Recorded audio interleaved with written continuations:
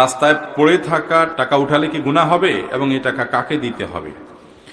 ভাই, রাস্তায় যদি কোনো কুড়িয়ে পড়া জিনিস পাওয়া যায়, আপনি 10টা টাকা পাইলেন, 5টা টাকা পাইলেন, একটা কয়েন পাইলেন বা কোনো কিছু পাইলেন, এটা যদি উঠানো হয় তাহলে কি করতে হয়?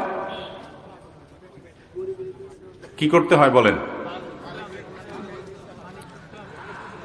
আমাদের দেশে অনেকে বলেন যে রাস্তা থেকে কোনো কিছু কুড়ানো, হারানো কোনো জিনিস যদি আপনি উঠান, কারোর হারানো, কারোর পড়ে গেছে, আপনি উঠাইছেন, তাহলে যেটা উঠাইছেন ওটা ডবল দিতে হবে। এরকম একটা মাসালা আপনারা শুনছেন না শুনেন নাই? এই মাসালাটা কেউ একজন বানাইছে যাতে করে কেউ ভয়ে আর কারোর টাকা পয়সা না তোলে। নেক উদ্দেশ্যে কিছু জাল হাদিস তৈরি হয়েছে, তার মধ্যে এটা একটা, বুঝতে পারছেন? অথচ কোরআন হাদিসে কোথাও কথা বলা হয় নাই। তো আপনি এক কাঠি আগ বাড়িয়ে কেন এরকম নিজের মন গড়া মাসআলা বলবেন? এটা জায়েজ নাই, গুনাহের কথা। এ ধরনের কথা বলা যাবে না।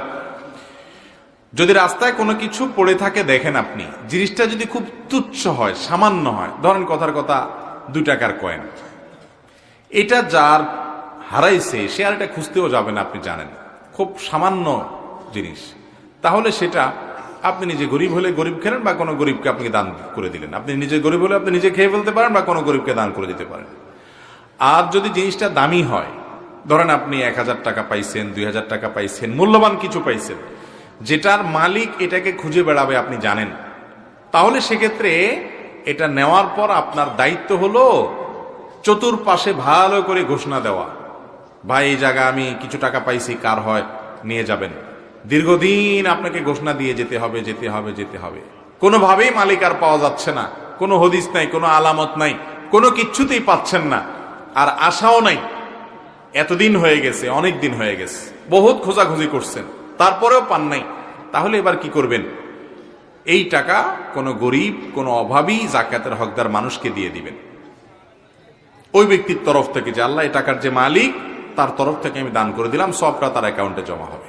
আর আপনি যদি এরকম করেন যে আপনি ওইটা নিয়ে একটু খুঁজলেন, খোঁজাটা এমনভাবে খুঁজলেন যাতে কাউকে না পাওয়া যায়, এই টাইপের খোঁজা খুঁজলেন, হ্যাঁ? ওই যে একজনের বলে মুরগি হারাই গেছে আর আরেকজনের পাইছে, পাওয়ার পর মুরগিটা নিয়ে সে খুঁজছে, তো খোঁজার সময় সে বিরাট জোর করে আওয়াজ দেয়, একটা মুরগি পাওয়া গেছে। এমন ভাবে পাওয়া গেছে বলে যে এটা আর কেউ শুনে না। সবাই মনে করে কি জানি কি একটা মুরগি বেচা হবে না কি, পরেরটা আর মানুষ শুনে না। তো এইভাবে সারাদিন ডাকি ডাকি আসি, এরপরে আসি বলে, হুজুর আপনার কথা অনুযায়ী আমি আজকে বহুত চিৎকার দিয়ে দিয়ে ডাকছি, কোনো মালিক টালিক পাই নাই, এখন আমি গরিব মানুষ, আমি খাইতে পারি কিনা।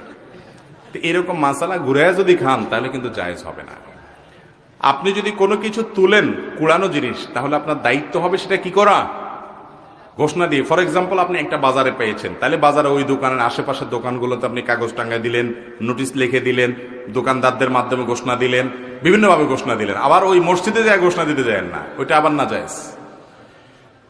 এরপরেও যদি না পাওয়া যায় তাহলে সেক্ষেত্রে কোনো গরিব মানুষকে দান করে দিবেন। আপনি নিজে খুব অভাবী গরিব মানুষ হলে আপনি নিতে পারেন, খেতে পারেন, যদি মালিক পাওয়ার আশা একদম না থাকে। তাহলে ভালো করে খুঁজতে হবে এবং দিতে হবে। এখন কথা হলে কুড়ানো জিনিস ধরা ঠিক না বেঠিক, এটা নিয়ে আরেকটা আমাদের মধ্যে ভুল বুঝাবুঝি আছে। অনেকে মনে করে না, কোনো জিনিস পড়ে থাকলে এটা ধরা উচিত না, ধরলে বরং ঝামেলা।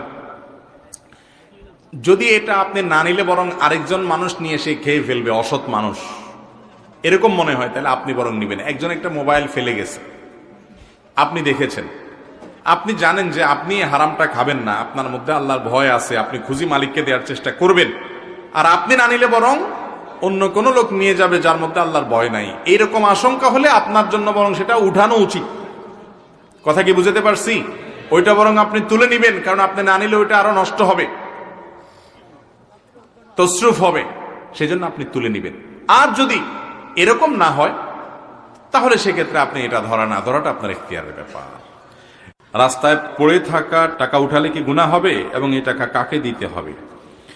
ভাই, রাস্তায় যদি কোনো কুড়িয়ে পড়া জিনিস পাওয়া যায়, আপনি 10টা টাকা পাইলেন, 5টা টাকা পাইলেন, একটা কয়েন পাইলেন বা কোনো কিছু পাইলেন, এটা যদি উঠানো হয় তাহলে কি করতে হয়?